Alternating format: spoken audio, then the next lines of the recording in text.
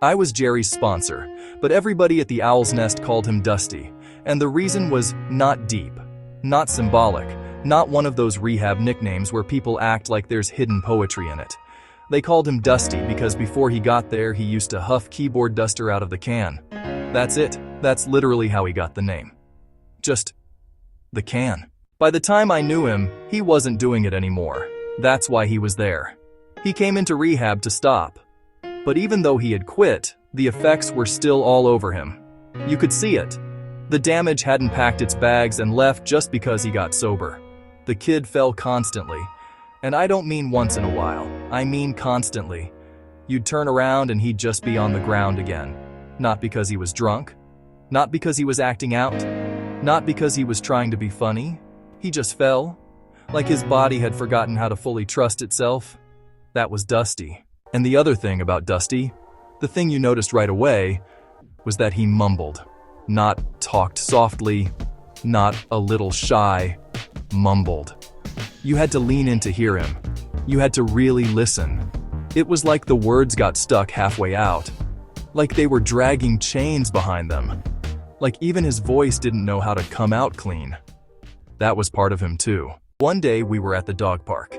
And if you've ever been to a dog park, you already know the scene. Dogs hauling ass in every direction. Somebody yelling their dog's name over and over like that's gonna suddenly work on the 19th try. Leashes, barking, wind, chaos. Everybody pretending they're in control when nobody is. We're sitting there at a picnic table in the middle of all that, and out of nowhere, Dusty says, "I'm ready for my fourth step." All right then.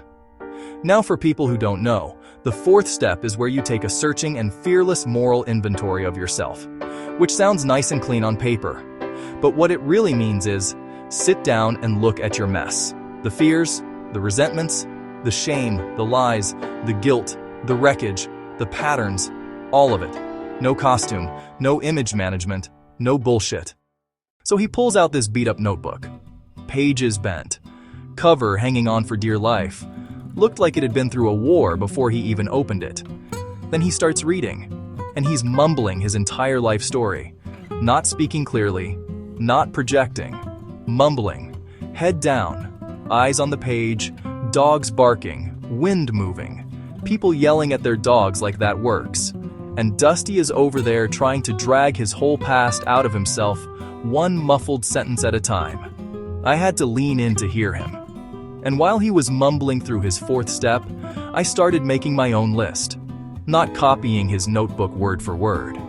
I was writing down the words that described the version of himself he was telling me about. Selfish, dishonest, manipulative, scared, ashamed, reckless, angry, cruel, lost, weak, broken. Whatever fit, I wrote it down. Because when somebody is finally telling the truth about themselves, you listen for the pattern underneath the details.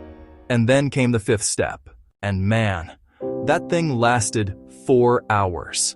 4 hours of the same struggle. 4 hours of Dusty mumbling, stopping, starting, getting overwhelmed, trying again, going quiet, backing up, correcting himself, then pushing forward. 4 hours of him coughing up all the worst parts of himself in fragments.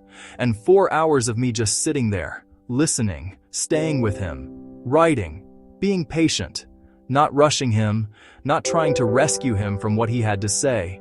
Just staying in the chair. Because that's part of the job too. People think helping somebody always looks dramatic. Sometimes helping somebody is just not leaving. Just staying there while they drag the truth out of themselves in the ugliest, slowest, hardest possible way. And that's what it was. Ugly, slow, hard. Every sentence cost him something. You could feel that this was not how he normally lived. He did not normally say these things out loud. He did not normally face himself like this. He did not normally let another person see this much of the wreckage. But that day, he did. For 4 straight hours. By the end, I had my list. All those words, all those hard words, all those words that described the person he had been, and I kept it real with him. I said, "Yeah, you were a piece of shit." Now some people hear that and think it's harsh. He didn't. He didn't argue. He didn't get mad. He didn't defend himself. He didn't start explaining, because he already knew. That wasn't the cruelty. That was the honesty. And once that truth was sitting there between us, I gave him the part that mattered. I said, "But you don't have to be that guy anymore." That was it.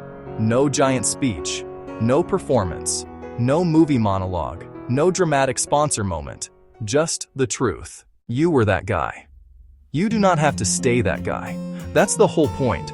The point is not to crush somebody under what they've done. The point is to tell the truth so fully that it loses some of its power to own them. So after that, he went to do his hour with God. And when he came back, he was speaking clearly. Clearly. That's the part I'll never forget. A kid who had mumbled through his fourth step. A kid who had mumbled through 4 hours of his fifth step. A kid who had dragged all the darkest, hardest, ugliest shit out into the open in this broken, tangled, half-swallowed voice. Came back speaking clearly. People noticed immediately. Immediately. Because it was that obvious. They were like, "What happened to him?" They thought I worked some kind of miracle. But the miracle wasn't mine. I didn't do anything magical. I didn't heal him. I didn't fix him. He just finally let it out. That's what happened. He mumbled through the wreckage, and then after he released all the tough shit we talked about, he came back clear. That was the miracle. Not that he turned into somebody else. Not that he became perfect. Not that every problem vanished. But for one moment, the static was gone. For one moment, the shame loosened its grip. For one moment, his voice came through clean.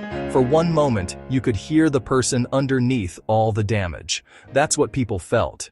And then life did what life sometimes does. It pulled him right back out. He left the nest. He relapsed. He ended up in jail. And when I heard, I told them, "Get him back here." Because I knew what I had seen. I knew there was still something there. I knew that kid was still reachable. I knew the version of him that came back clear was real, even if it only showed itself for a little while. He was supposed to come back. But he never made it back. He died the day before he was supposed to return. And yeah, that hurts. Because sometimes the people who stay with you are not the polished success stories. Sometimes they're the ones who cracked open in front of you just enough for you to see who they really were under all the damage. So when I think of Dusty, the version that stays with me is not the kid falling down all the time. Not the relapse, not the jail, not the sad ending, not the nickname, not the can. It's the kid who sat at a picnic table and mumbled his life story out loud. It's the kid who took 4 hours to tell the truth in a voice that could barely carry it. It's the kid who let all that dark shit out, went and sat with God, and came back clear. That's the one I remember. That's Dusty.